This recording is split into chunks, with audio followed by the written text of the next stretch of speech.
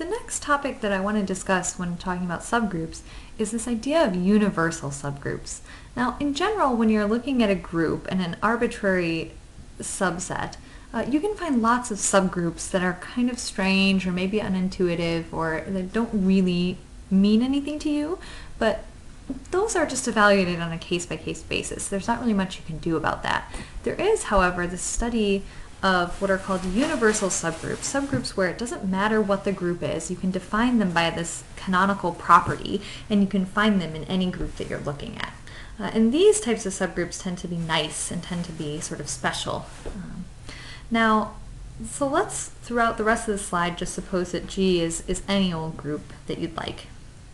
We saw previously that the identity and the whole group are always subgroups of G. This is the first example of a universal subgroup. Doesn't matter what the group is, no matter how strange, when you take a look at just the set containing the identity or the whole group, these are always going to be subgroups of the larger group G. Now, similarly, let's suppose that G, little g, is just an arbitrary element of G. One thing you can do is you can define the cyclic group generated by G, which you write with these sort of angled brackets, so left angled bracket, little g, right angled bracket. And what this means is, let's just take a look at the set of all sort of integer powers g to the n, where n is an integer, and this is going to form a subgroup of G. So remember what this notation means. When we take little g and we raise it to the nth power for n a positive integer, what we mean is g dot g dot g dot g n times. When we want to extend that past the positive integers, we kind of define g raised to the 0th power to be the identity of the group. So you know you're going to get the identity inside the group generated by G. And then when we take g raised to sort of a negative power, what we mean is g inverse raised to the n power, where really I mean the absolute value of that n. Right? So instead of g, we just mean g inverse n times. And so if you think about this, what you're doing is you're saying, I want to start with a group element. And then what I want to do is I want to get the smallest subgroup of G that contains this particular group element. That's what's really meant by the group generated by G.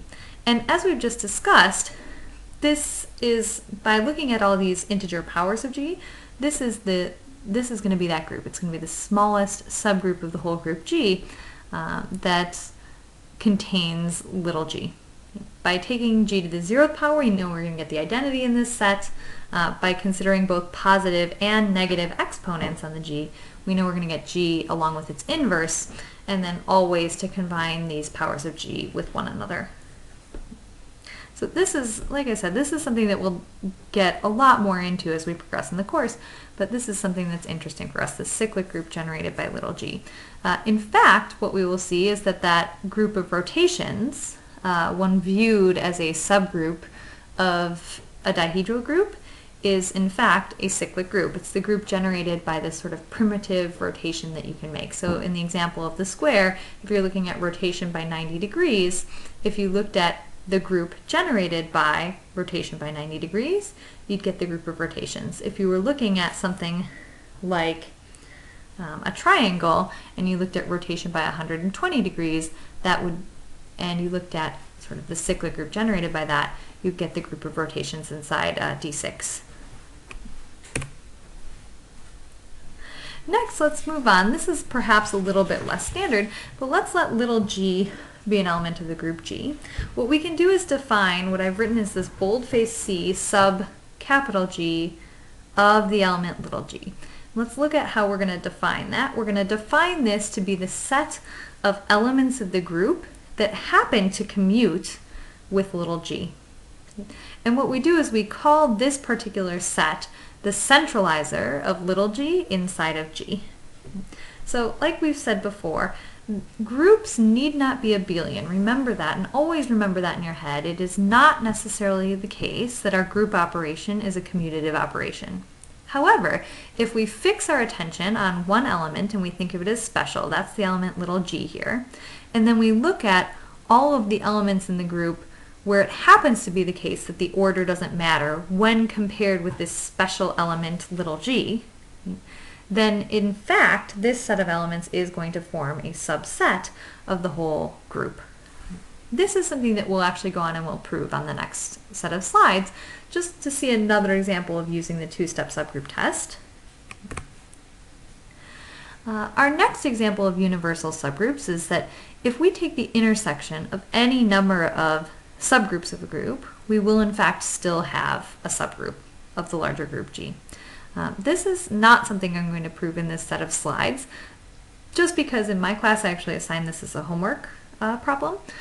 But this is not something that we'll prove. If you believe it, then we can get another special type of universal subgroup, which is called the center of the group. I didn't write that here, but we write boldface Z of the group G. This is called the center of the group. It's the set of group elements that commute with everything inside the group. And one way that we could view this is if we were to believe that the centralizer of an individual group element inside of the group, larger group G, is a group, which is something that we'll prove. So we do believe that the centralizer of a particular element is a group, and if we believe property 4, which is that the intersection of any number of subgroups is a subgroup, then we should believe that the center of a group is a subgroup as well, because we can view it as the intersection over all of the little group elements inside the group of these subgroups, which are the centralizers of the little group elements. And so in that sense, the center of the group is a subgroup of the original group.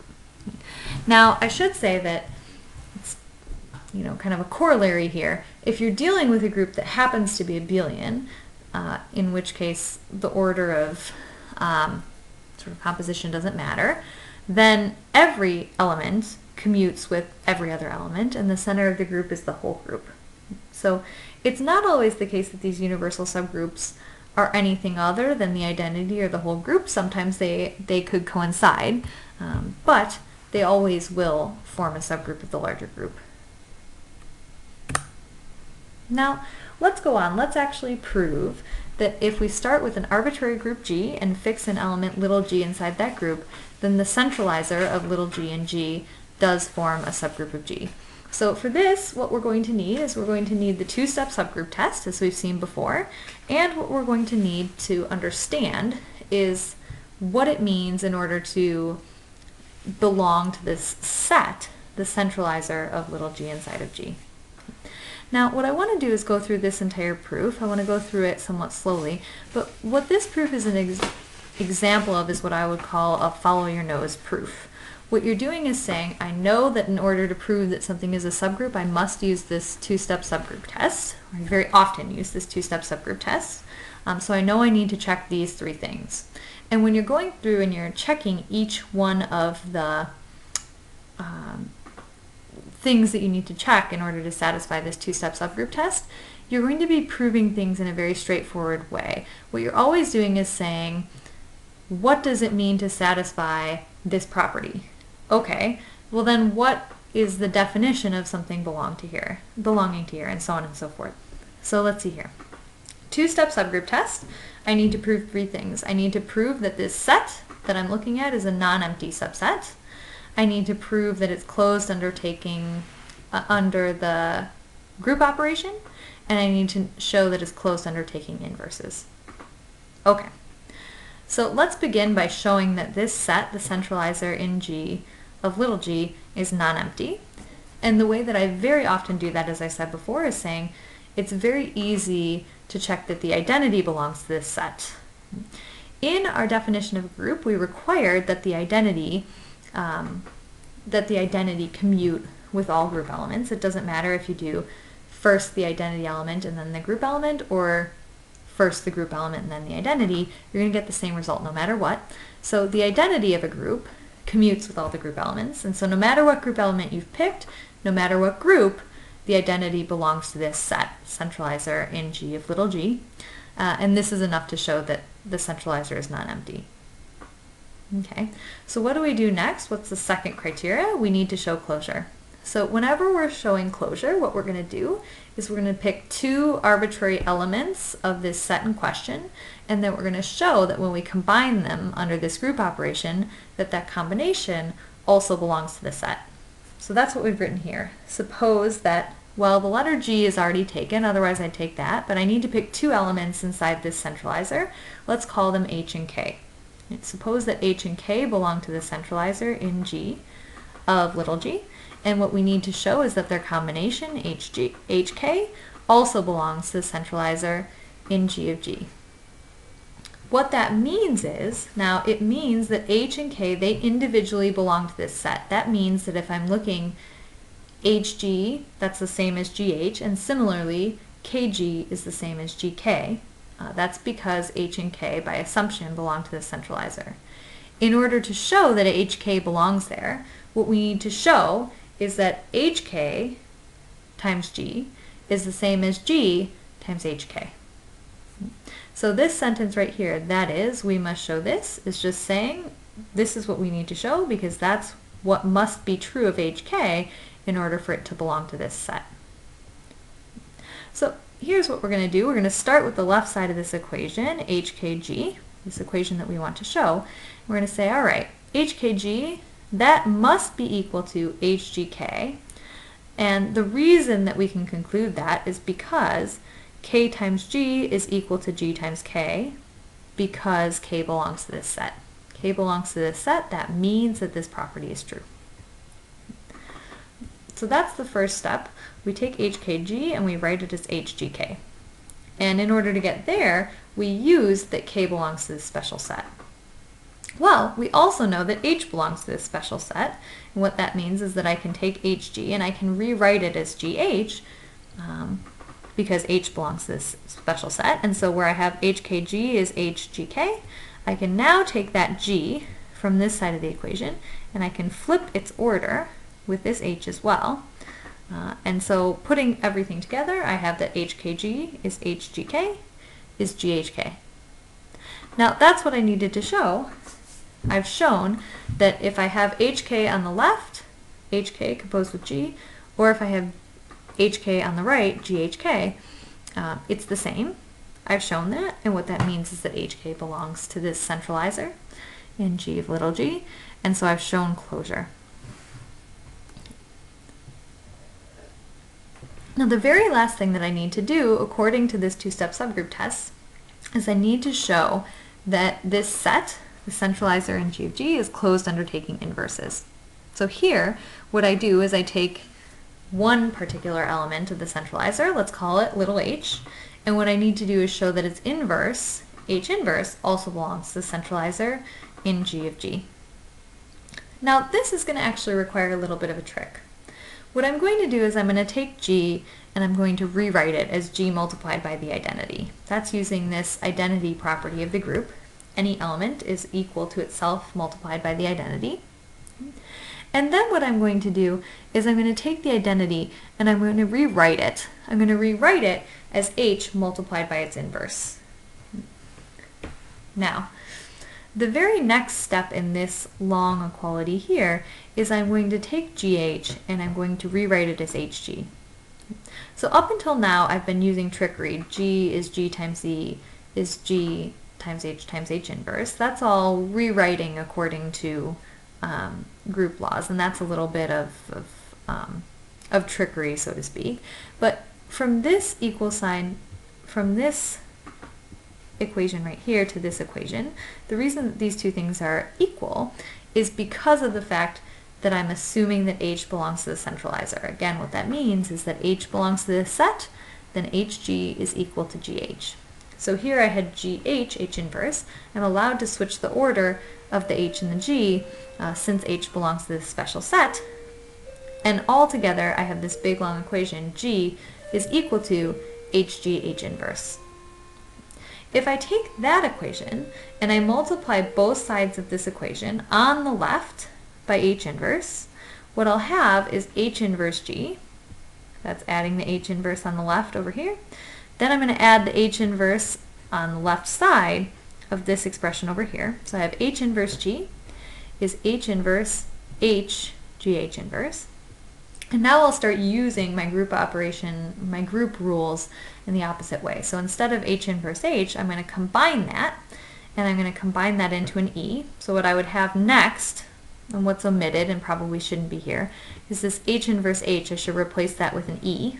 Okay? And then what I'd have is E, G, H inverse, and I would stop writing the E. Instead of introducing the E here, I can just kind of get rid of it. And what I would have then is H inverse G is equal to GH.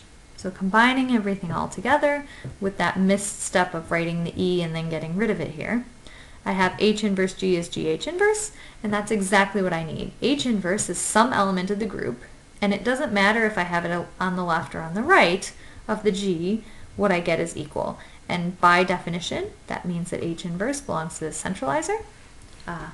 And so we've concluded the two-step subgroup test.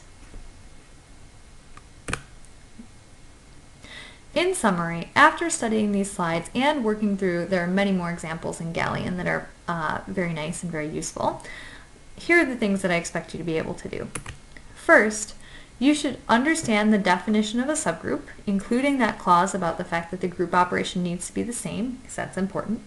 And you should also understand the statement of the two-step subgroup test. So understand that there are, in fact, 3 sneaky things you need to check there. You're going to use this test a lot, so you really need to know the statement of this theorem by heart.